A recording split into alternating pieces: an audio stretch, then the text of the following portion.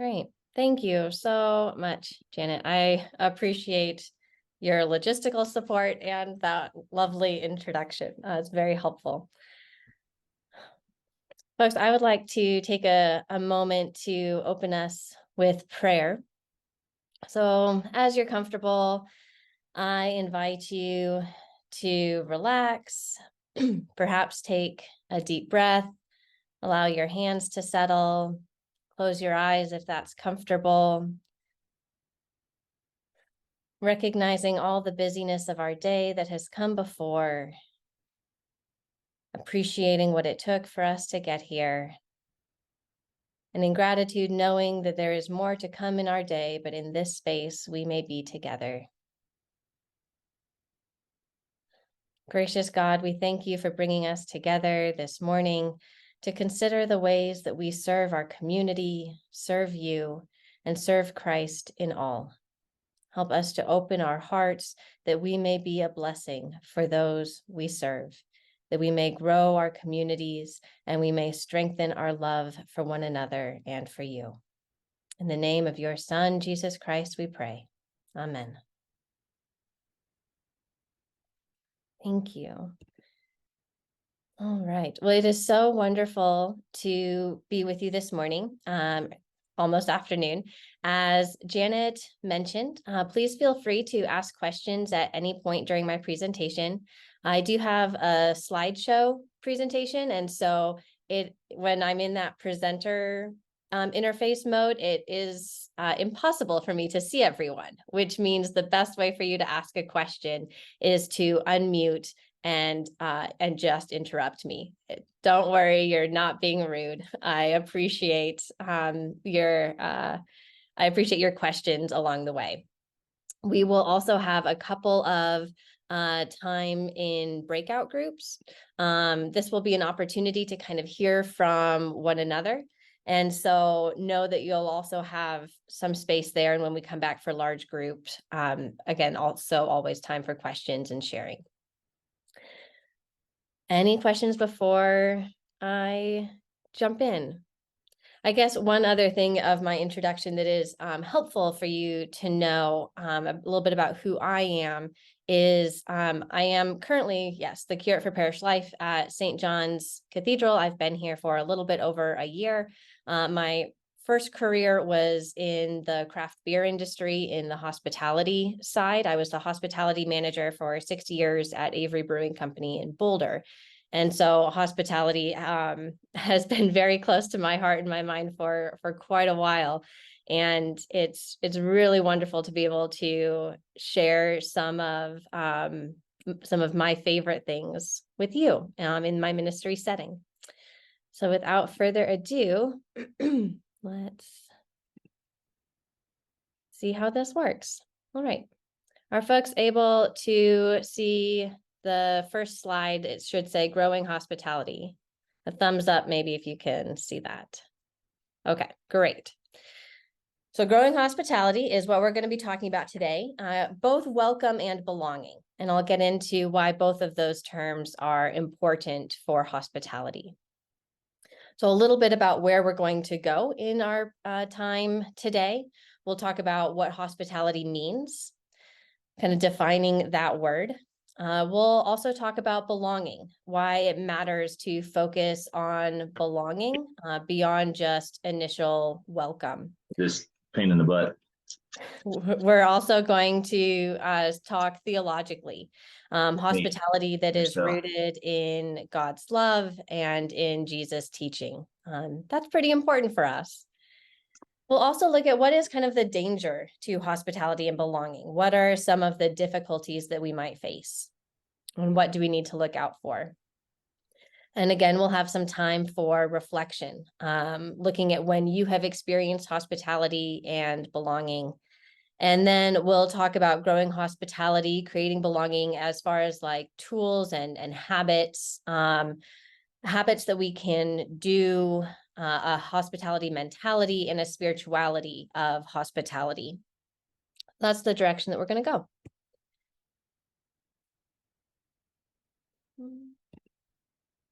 So what is hospitality?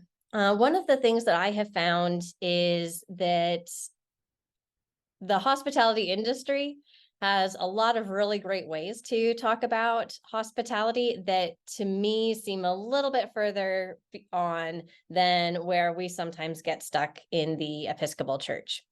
So here's a few definitions. Hospitality has everything to do with how we make people feel. That's coming from The Art of Hospitality, which is a book put out by the Methodist Church. And I really like that definition. Recording in progress. Hospitality is how people feel. It is a dialogue, listening, thoughtful, gracious. Danny Meyer is a very well-known famous restaurateur from New York.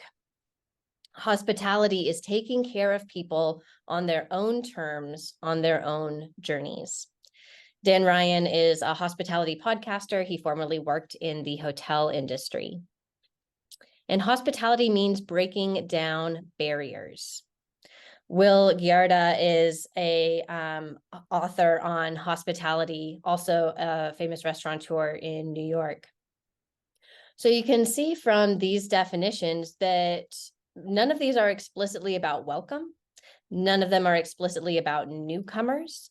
None of them are explicitly about food. And so that to me is really interesting and really important to notice. Hospitality is how we make people feel. It's taking care of others. It's breaking down barriers. These are really important concepts as we're talking about hospitality. For us, and one of the ways that I talk about hospitality is seeking and serving Christ in all, loving our neighbor as ourselves, participating in the breaking of the bread, respecting the dignity of all. For my entire life, this is how I have thought of hospitality, seeking and serving Christ in all. It's my baptismal vow. It's part of how I try to live my life as an Episcopalian, as a Christian. And here at St. John's, I've asked us to start talking about hospitality is making people feel seen, known, and loved. Some of this language was already at St. John's before I got here.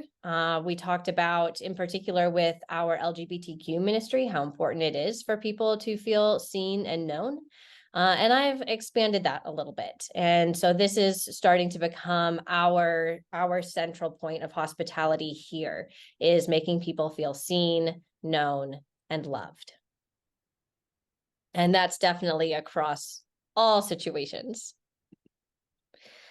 Hospitality is not, this is an important piece to just touch on briefly. Hospitality does not require anything in particular. You don't need a fancy kitchen. You don't need a lot of people. You don't need the perfect sermon. You don't need to have the perfect youth group programming. You don't need to have the best community dinner event or even the best snacks at coffee hour.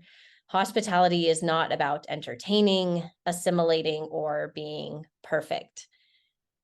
And I love the statement from Ecclesiastes, whoever observes the wind will not sow, whoever regards the clouds will not reap.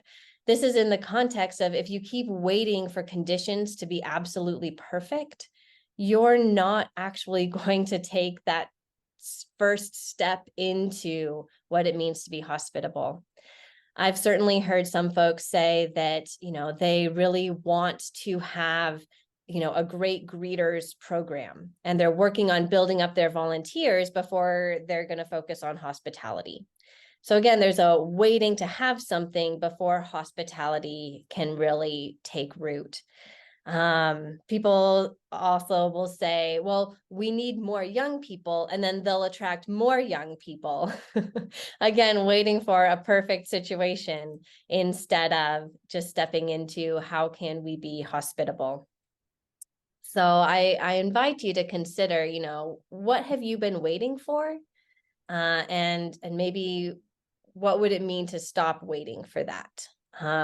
Assimilating is another important word to consider. I do think that the Episcopal Church in general does a very good job of not expecting assimilation, but that's a really tough thing because it's not truly being welcoming or hospitable if you say, hello, please become like us. What we, of course, hope to do is to welcome people as they are and know that we will be transformed by everyone who is here. It's always a unique gathering, and to be open to who shows up is really important. And also, it's not about entertaining. Again, this really relates to food. Oh, did someone have a question? No. Okay. So that question, so the piece about entertaining, so often when we talk about hospitality, it is, especially in our homes, it's about having people over, it's about entertaining them. But that can get into territory of seeing a person as a consumer of our hospitality instead of a participant in. And so we'll certainly be getting to that. So again, hospitality is not what you do, it is how people feel. I certainly have talked about this with our staff here, with our usher team. You know, having enough bulletins is great, but whether we have enough bulletins or not, that doesn't matter as much as how do we make people feel? Do people feel seen, heard, and loved? So the importance of belonging. This is a really lovely quote that I like from Dr. Jeffrey Cohen's book, Belonging. It's a pretty big book, but I've really enjoyed it. He says, even fleeting experiences of belonging can have far-reaching benefits. They raise our sense of self-worth, improve our performance, lessen our defensiveness and hostility, increase our tolerance of outsiders, and make us more compassionate. The work of belonging does not just create a space of a welcoming, comfortable, friendly church. The work of belonging is work that changes our world. It's work that has a massive impact on people's mental health. It has a massive impact on the support systems that people have. It means that when they're going through difficulties and struggles in their lives, they feel like they have a place that will support them, where they can show up however they are. That's profoundly valuable. And when we can think about how are we creating a space of belonging, it also shifts us then from thinking that this place always has to be a happy, joyful, friendly, welcoming place to a place where no matter how you show up, that's okay. You belong here. Belonging is the feeling of being a part of a group that values, respects, and cares for us. Again, no matter how you show up. Hospitality that emphasizes belonging looks deeper than welcome and asks us to reflect on how our community ensures a stranger does not feel strange. And again, this is part of that assimilation piece. If someone comes into your church, they know they maybe look a little bit different. Perhaps they dress differently. They, have all sorts of reasons why anybody can feel a little bit different. But what does it mean for someone to greet that person, to engage with that person, to make them feel comfortable and at home, no matter what? That work of welcoming the stranger is deeply rooted in our Christian tradition. And it's not welcoming the stranger so they can become like us, but it's welcoming the stranger, appreciating what they have to share.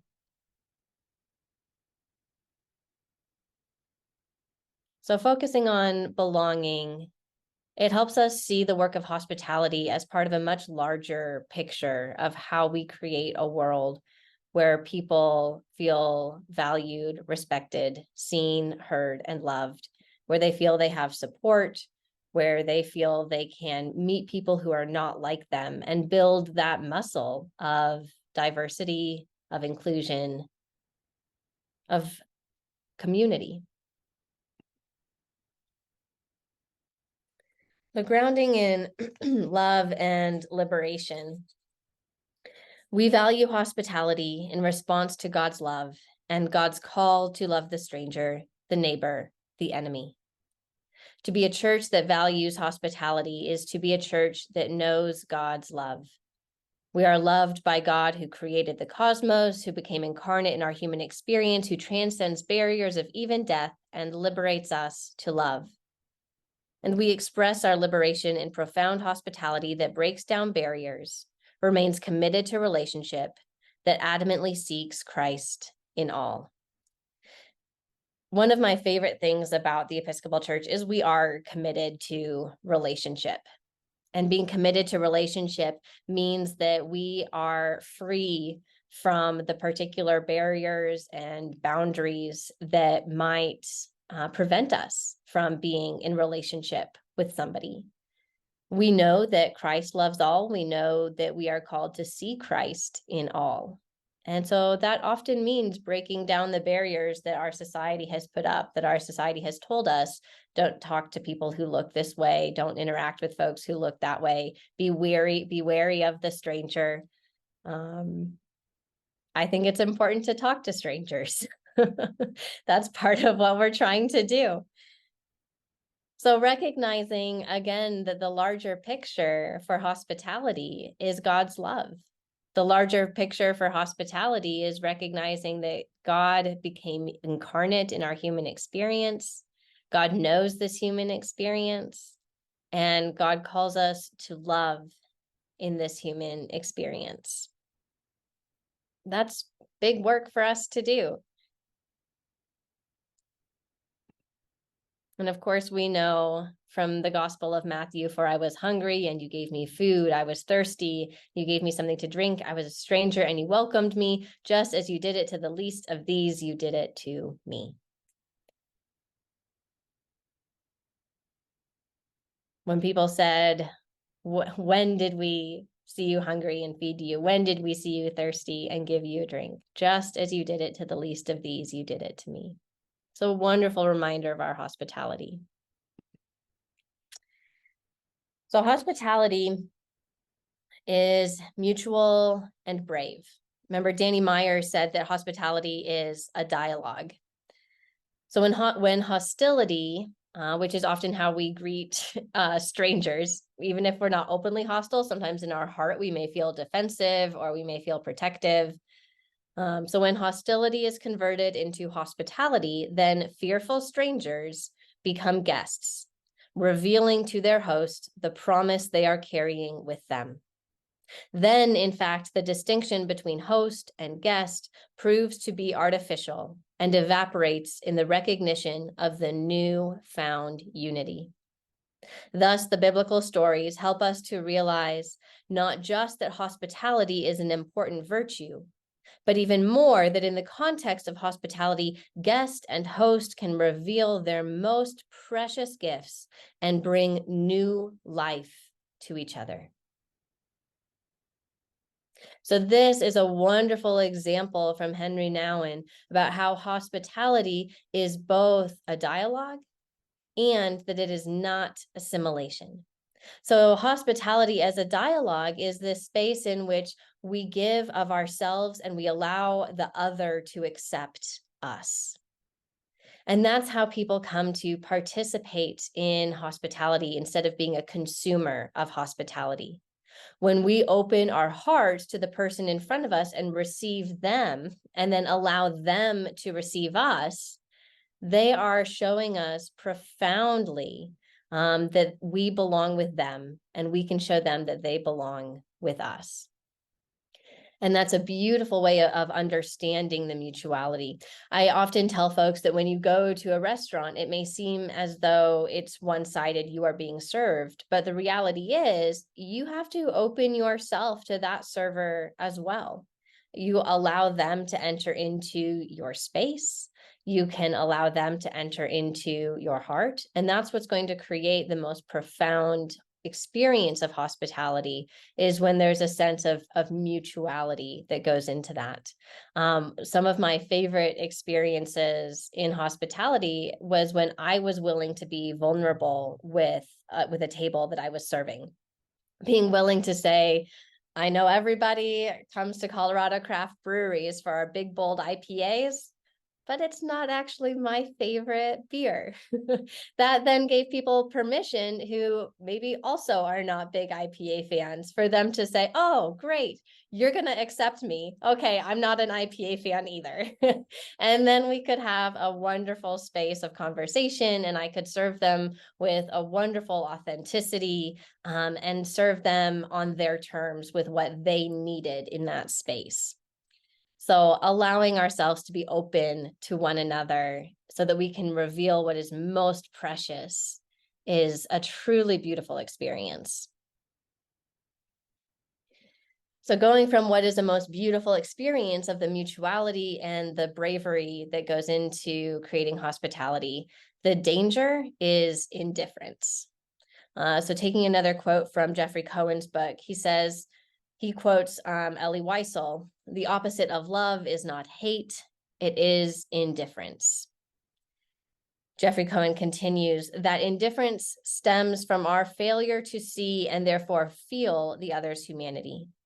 We're indifferent about who they really are and don't consider them as unique individuals. If we are indifferent to the person sitting in the chair or pew next to us, that is the greatest risk for our communities. If we are indifferent to the person sitting next to us at coffee hour, or indifferent to the person who has also joined this women's spirituality group, that is the danger to communities. That is the danger to belonging. And so it's extremely important that we not be indifferent. It matters who shows up. It matters who's present. You matter by being here. It's not going to be the same if you weren't.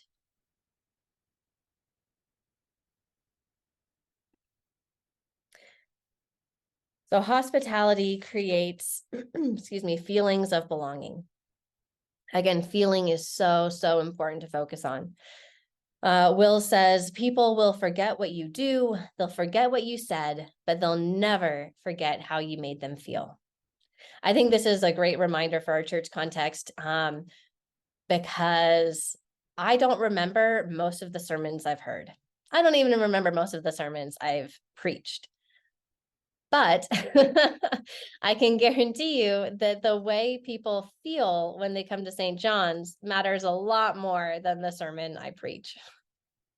And this is extremely important. So again, people might forget what you do. These are some of the service logistics.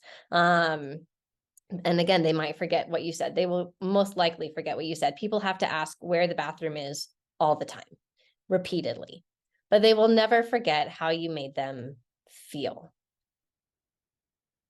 So this is a good time just to briefly say, there's the way that I talk about hospitality in the hospitality industry, and I've tried to bring it into our space here at St. John's, is that there's a difference between service and hospitality.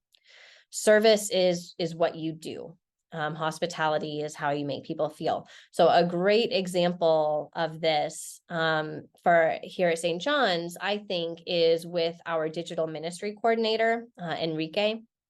Enrique is a phenomenal person, very good at their job. They handle all of our sound system, live stream, people, needing hearing aids, kind of any aspect of our digital experience for worship. And those logistics of offering and having microphones, a sound system, a live stream, those are things we do. That's part of what we offer. But the hospitality is that when somebody's having a hard time connecting their hearing aid to our T-coil loop system, Enrique will so patiently take somebody's phone, walk them through what it looks like to connect with the Bluetooth. They will help them after week. People don't forget that. They know that Enrique will make them feel seen. Enrique will make their issue feel heard, and they will feel loved and cared for because of the personal attention that Enrique gives them and the compassion that they show. So what we do, having a sound system and having a hearing aid T-coil, that's great. It's wonderful that we do that. It's very inclusive that we do that.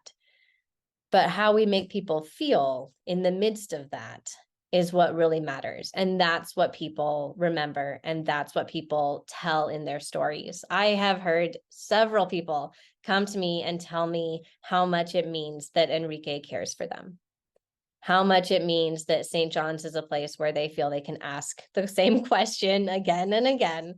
And they're maybe a little bit embarrassed, but they know it's okay. That matters. That's huge. I love that. I think Enrique is one of the best advocates of hospitality at St. John's, and it's just amazing. So this hospitality story, for many people, is kind of what's called a legend story. It's the story that they tell that's part of their greater spirituality story. So at St. John's, the story that Enrique, the digital ministries coordinator, again and again helps them out, that's part of their narrative of how they feel welcome and that they feel they belong at St. John's. And so I invite you to consider, we'll go into breakout rooms in just a moment, excuse me, in just a few minutes, and we'll consider what experiences of hospitality have been most meaningful for you. When did you receive authentic hospitality? Why was that experience significant? And how has an experience of hospitality, either good or bad, how has that made you feel? Perhaps you didn't have a good experience of hospitality somewhere, and that's really stuck with you. Perhaps you've had several amazing experiences. And again, these can be in a wide variety of contexts, because as we're talking about hospitality as relational and having to do with belonging and being open to one another, then it's definitely not confined just to church or just to the kind of the industry of hospitality. Let me share. Yeah, we're doing fine for time. Let me share my story of significant hospitality, and maybe this will help you as you think about yours. This is both a legend story of hospitality and the bravest thing I have ever done in my life. So for those of you who have heard me preach at St. John's, I have preached about this. The bravest situation or the most brave I've ever had to be in a situation was in middle school. I started at a brand new school. I did not know anybody. And it came time for lunch. I went to my locker to get my lunch, and my locker was near my homeroom classroom. And so, another girl who had been in my homeroom class was getting her lunch from her locker too. And I mustered all of the courage that my little body could possibly contain. I actually said a prayer, because my mom taught me some great prayers for these situations. It took all of the courage in every single atom in my body to say, "Hi, Beth, can I eat lunch with you? I don't know anybody and I could use a friend."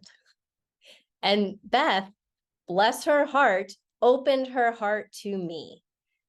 She was gracious, she was kind, and she said, "Of course, I'm meeting up with some of my friends. Come join us." And so I did. And the rest of that group, there was a place for me to sit with them. We didn't become best friends or anything after that, but for a while, I had somebody to sit down and eat lunch with, because Beth was gracious. She opened her heart to me. She received me in that way that I knew she was, in my language, she was seeing Christ in me, and she allowed me to see Christ in her, to be brave enough to ask that. So that to me is an amazing experience of hospitality, where someone opened their heart to me. They opened the space for me at the lunch table. And that made a massive, significant difference in my life. So we'll move into some breakout rooms. Janet, do you feel pretty good with, well, groups of around 4-ish is what we had said. And I will, we'll do about 10 minutes, give you an opportunity to each share about some experiences of hospitality, what has been significant for you. Any questions before we go to the breakout rooms? Oh. Okay. Thanks, Janet.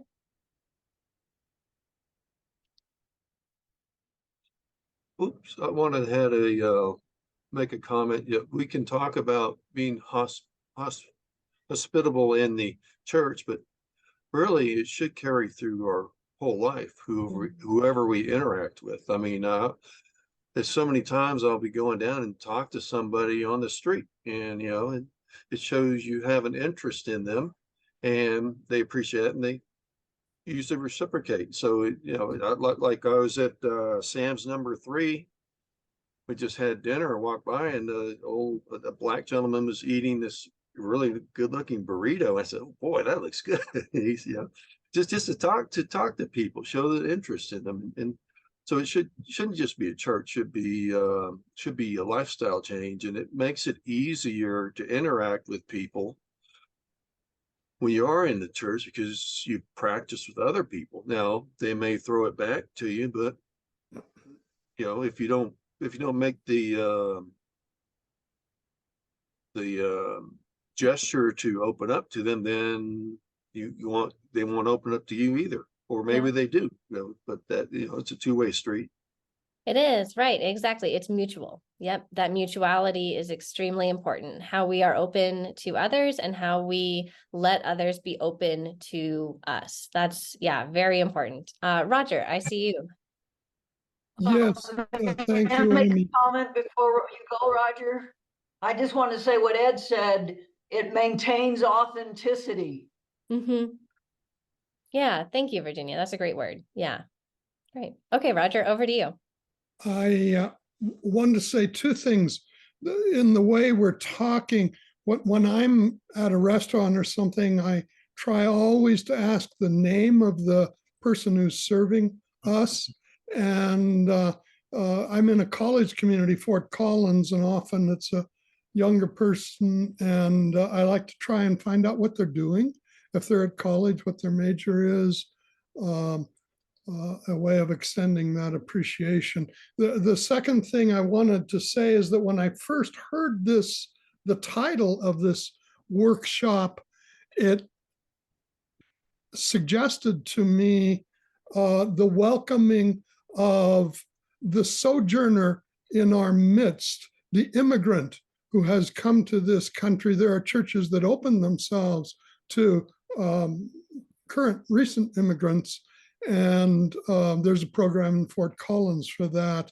And I think that's a very fundamental exercise in hospitality and connecting with very different people. That is, it's a learning experience. Thank you. It is. Yes, Virginia, back to you.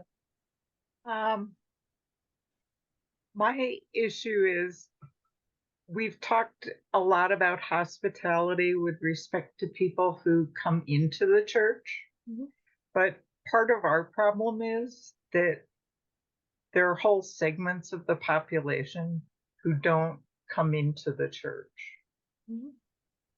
And one of the things that I think that our church needs to think about is how we can go out into the community and recognize people, as an official, as an extension of the church, but to kind of make that connection on a different ground, because many people they come from strongly evangelical backgrounds and they've been told that liturgy is confining, and so they're not going to just walk into an Episcopal church, or they haven't had any church experience and they aren't really looking for church. But I think this is a university town. We have Western University, and so we have a lot of young people, and we have a lot of relatively young people who are mobile, trying to find their place kind of between college and settling down. But I think we have to reach out to them. I don't think they're not going to just walk in. Yeah. So that certainly is a great topic. And I think that what you're looking at is also evangelism. It's evangelism and communication, which is absolutely a part of hospitality. Ed, I loved what you said about how this is something that is bigger than just our church. And again, this is our baptismal covenant. This is absolutely seeking and serving Christ in all, is not confined to Sundays. I hope that your faith is not confined to Sundays. Hopefully this is something that we are tuning into and getting in touch with throughout all aspects of our lives, creating organized modes of evangelism can be a massive and very important extension of hospitality.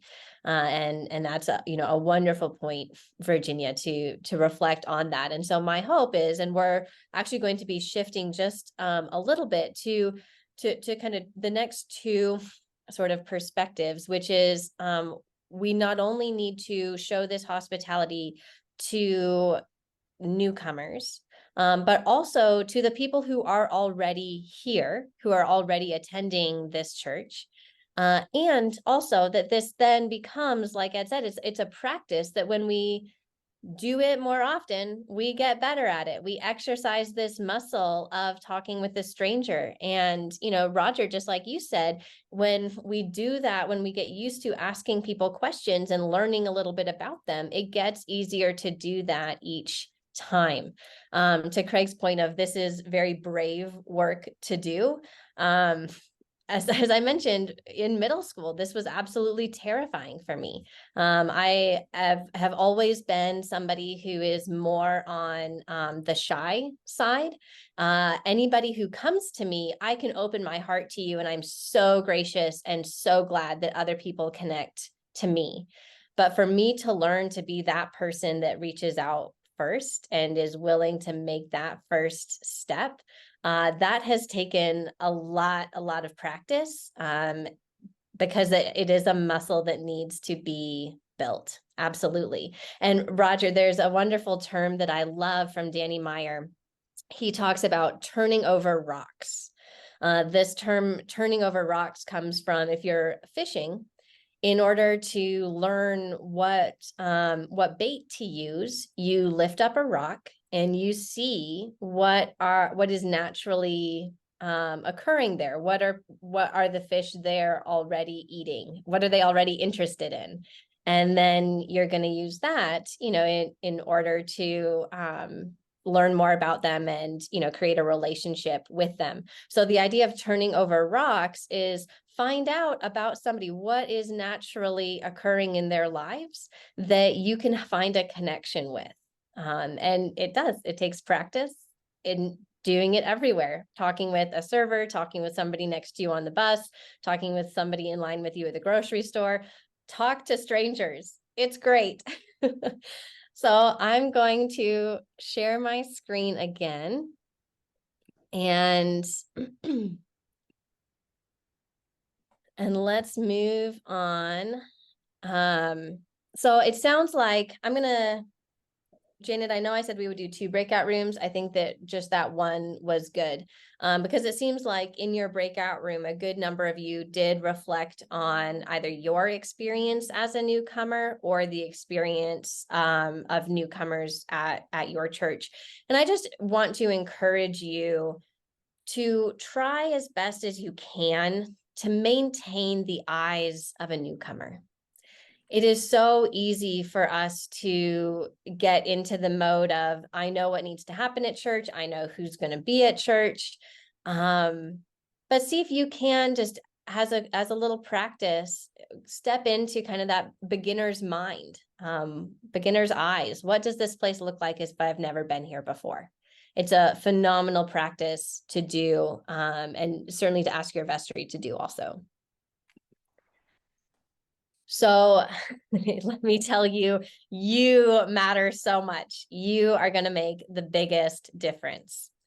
I love this quote from Danny Meyer. He says, the human beings who animate our restaurants have far more impact on whether we succeed than any of the food ingredients we use, the decor of our dining rooms, the bottles of wines in our cellar, or even the location of our restaurants, because hospitality is a dialogue. So again, more than the things that you have, more than the food at your coffee hour, more than the ministry services, you know, more than how fancy your kitchen looks, you matter. The people who are present matter. And so being able to show hospitality to one another, somebody else who has also been attending the same church for 20 years, they matter just as much as someone who is brand new to the church. It is an easy thing when we are talking about hospitality to focus exclusively on newcomers. Obviously, I've talked a lot about newcomers, and I'm happy to. It's a big part of what I do. But it doesn't mean that we forget the people who are here. When we show hospitality to one another, that sets the example for newcomers that this is a place where people care about how one another feel. This is a place where people see, hear, and love one another. And that example is profound. So your presence at church, your interaction with people is vital to how everyone else experiences God's love in action. It's not just a bee swarm to the new folks. It's how are we showing love to all and giving that example of God's love. Now, this piece that's down in the bottom right corner, within 5 to 7 minutes, people have decided whether to return to church or not. That doesn't get you to the sermon. That definitely does not get you to coffee hour after the church service, within 5 to 7 minutes.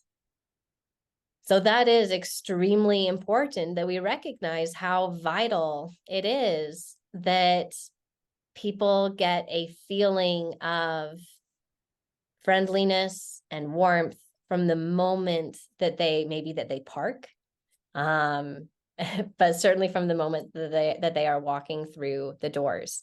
And so that means that truly everybody participates in hospitality.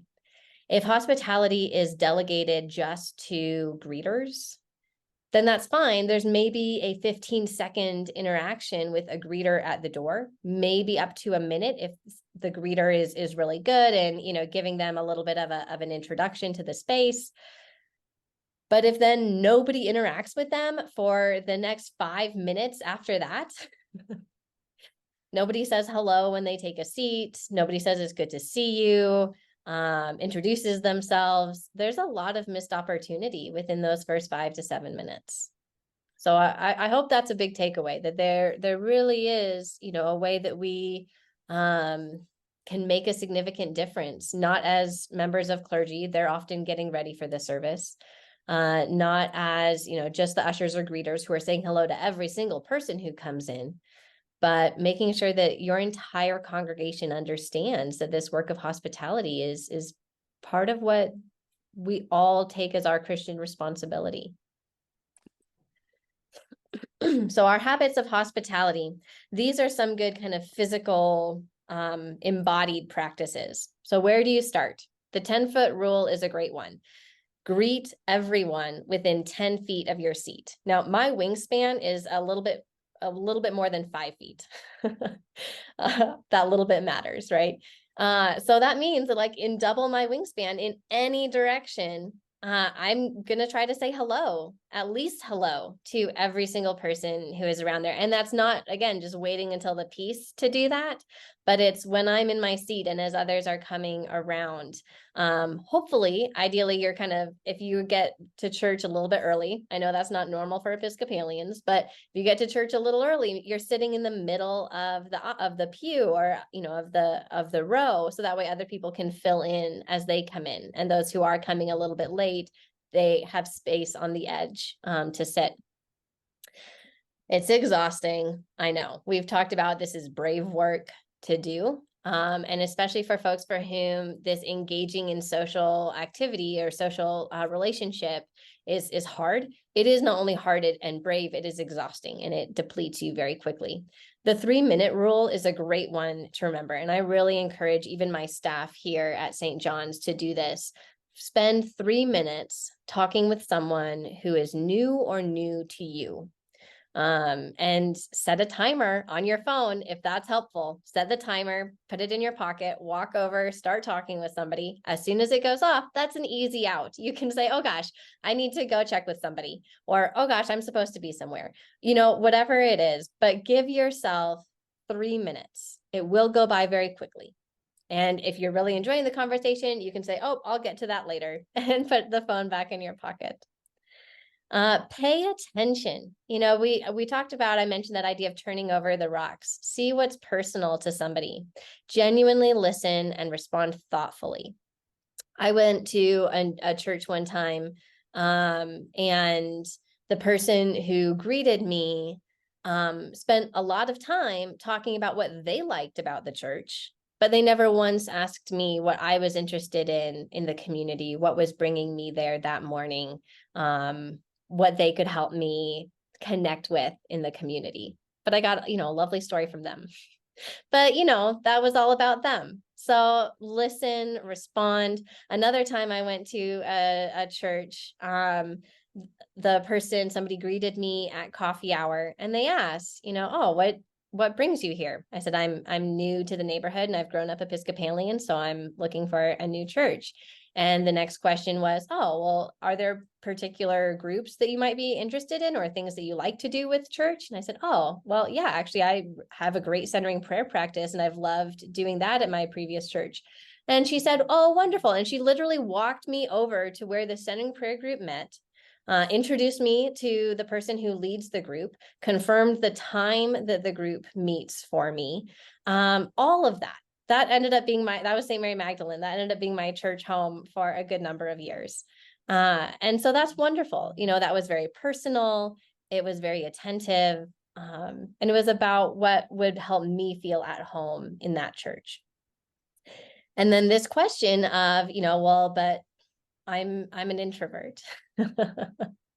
I hear this one a lot. And I have a couple of responses. The first is, being an introvert does not give you permission to be indifferent.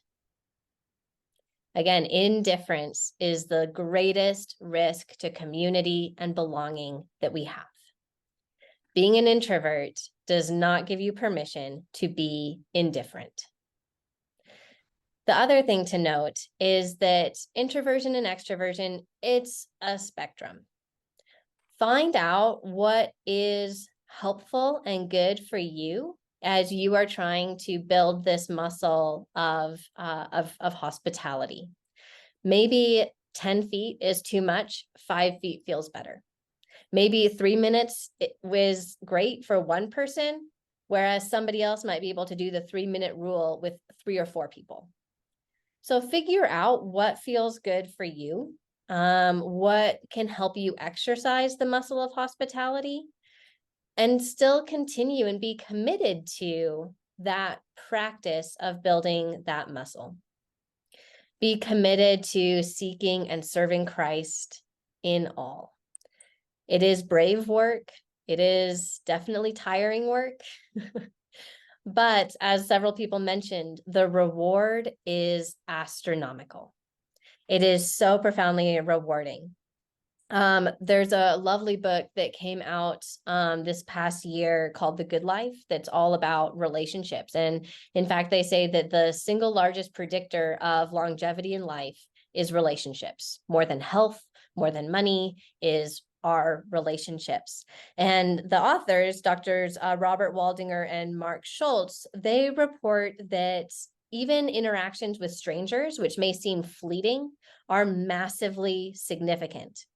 They said that you just really have to be intentional, which means every decision, every interaction, you're being intentional about building relationship. And they call them weak ties. Weak ties are just brief interactions with strangers. The, lovely quick conversation with somebody in a coffee shop, standing in line, or with the barista, the quick conversation with somebody sitting next to you on the bus or standing at the intersection to cross the street. Those matter. These brief interactions matter. And these brief interactions are great ways to continue to build this muscle of hospitality, that we just say hello, lovely day, isn't it? All of those good things. So a hospitality mentality.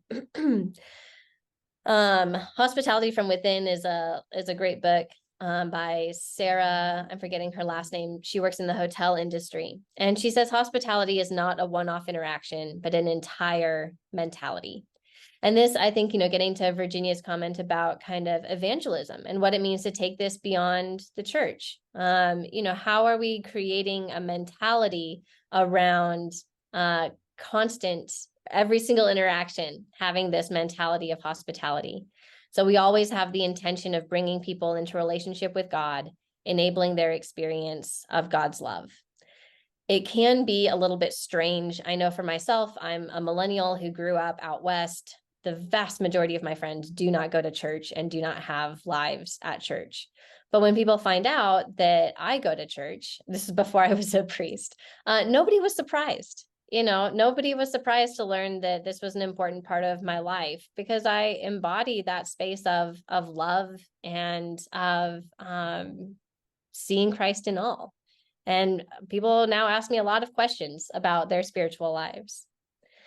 But the intention means every decision, every interaction, everything, from the most significant to the mundane, it really matters. The intention of our baptism, therefore, means, again, everything comes back to seeking and serving Christ in all. And so to get to kind of the spiritual practices for hospitality, which I think are extremely important, because I'm, a spiritual person. So the top there of those two slides are prayers that I have used, and prayers that I recommend you bring into your own life. Bless me, Lord, that I may be a blessing. God, open my heart that I may be open to you at the heart of others. Some version of that. Sometimes I say, God, open my heart that I may see you at the heart of others. But whatever that looks like, and for me, especially because this is brave work, it takes a lot of courage for me to do this. Leaning on prayer, leaning on the awareness of God with me always, of God with the other person always. That has been one of the most profoundly helpful things for me in the practice of hospitality. From my very first day as a server, bless me, Lord, that I may be a blessing. May I be the service they need. That's what gave me the courage to walk up to a table, because I was terrified. I'm going to have to interrupt a family who's having a lovely conversation. And that was super awkward to do. So bless me, Lord, that I may be a blessing. Gave me the courage to step into that space and say, hi, folks. I'm really glad to see you today. And that continues in all aspects of interactions in my life. So practice cultivating awareness of yourself. Again, know your tendencies of reaction, especially, again, if you're identifying more on that introverted side of the spectrum. Thoughtfully give yourself space for growth. That's really important. And remember that this is larger than the self. So contemplative prayer, meditation, mindfulness, prayer moves us to what is beyond just ourselves and our experience. It helps us to know the interbeing of all and to cultivate the seeing and serving of Christ in all. And for me, that connection with the larger picture has always been an essential part of hospitality. Hospitality is not just saying hi to one person one time. It is, how am I creating a world in which everyone is seen, known, and loved, which I see Christ in all. I love my neighbor. I respect the dignity of all. That baptismal commitment is essential. And so I encourage you, find ways to bring that into your prayer life, find ways to bring your prayer life into hospitality. And again, it starts here with you. Danny Meyer says, nothing would ever matter more to me than how we express hospitality to one another. The next core values would be extending hospitality to our guests and our community. Again, it starts with who's there. Showing hospitality to one another is that example for newcomers that people here value one another. Before committing to the Christian life and community, people must see themselves in community and feel like they belong. Do they feel seen, heard, and loved? So the constant intention of hospitality, seeking and serving Christ in all, will grow belonging for those here now and for generations to come. I love Will Gerda in his book Unreasonable Hospitality says, no football team phones it in for 20 games and then steps it all the way up for the Super Bowl. This is a practice. We have to do this over and over and over again. We cannot wait until it's time to be hospitable for us to all of a sudden be the most welcoming church ever, for me to all of a sudden be comfortable being extroverted. It takes a lot of practice. And you can't do this work just once. It's for all of us. And so we have to remain committed to it.